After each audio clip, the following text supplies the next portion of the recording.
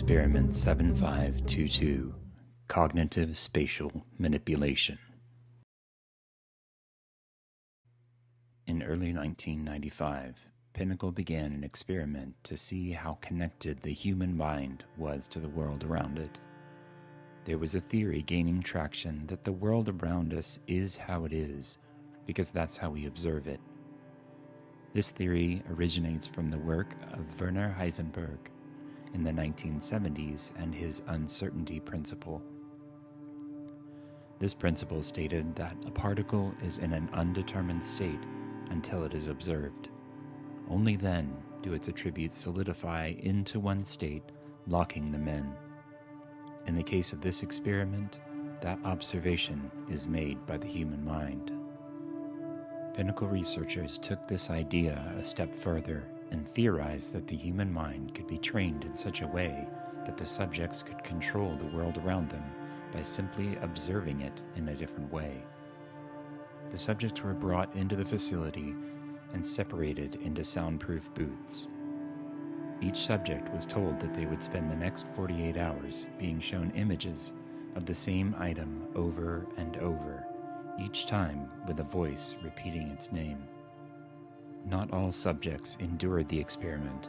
Some even pounded on the walls, screaming to be let out. At the end of the 48 hours, the researchers were only left with a handful of subjects. The lights in the booth of each of the remaining subjects were shut off, leaving them in total darkness. Researchers then slid open a small section of the door for each booth, pushing a box through the opening. The subjects were then told to pick up the box and concentrate on their object. They were told they would be able to leave their booths once they successfully manifested their object inside the box, using only their mind to alter the contents. Each time a subject believed themselves to be successful, they would return the box back through the same slot in the door. Long minutes would pass while they waited to see if they had completed the task. Each time, a new box was slid through the slot and the instructions were repeated. Hours passed with more of the same. As the experiment went on, some subjects began refusing, thinking they would be released for their refusal. The doors remained closed, however. Other subjects continued with the process, over and over, becoming more and more agitated each time the box was returned.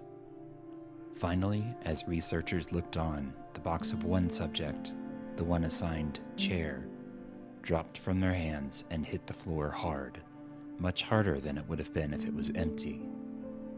They immediately rushed to the door of the subject's booth. They told the subject to slide the box back through the slot. No response. They tried again. Again, no response. Frustrated, they unlocked the door, opening it wide and peering into the darkness. They only had seconds between the time they noticed the glint of light from something in her hand and when she leapt from the darkness of the booth, wielding the knife. 5 researchers sustained fatal injuries.